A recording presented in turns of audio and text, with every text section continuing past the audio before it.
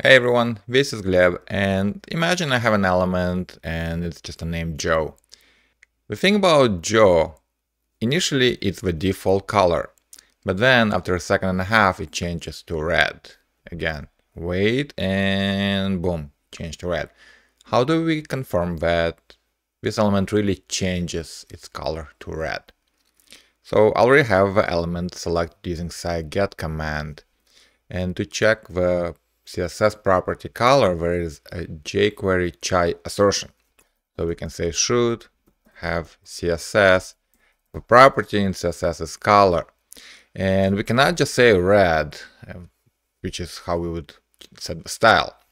Notice the assertion tells us expected value to be red, but it was RGB 25500.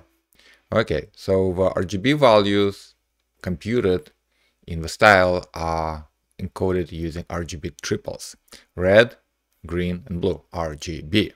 And each value goes from 0 to 255. So 255 in red and 00 for green and blue means it's pure red color.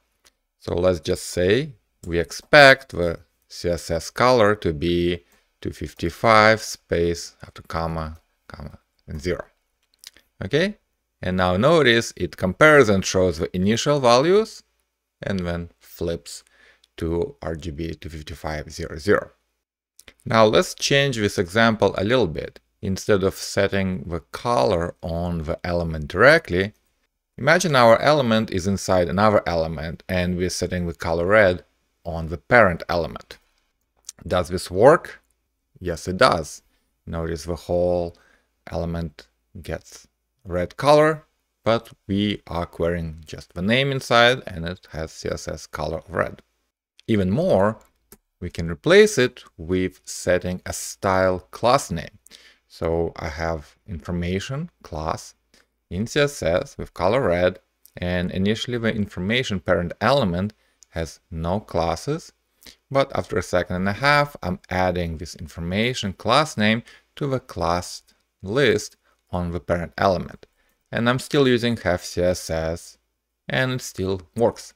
So you can directly apply style, you can apply style to the parent element, you can apply a CSS class. In all those cases, have.css should work the same. Find these 3 examples on my Gleb Bakhmutov Cypress example site. I will put a link, and if you have a question about this assertion, just let me know in YouTube comments.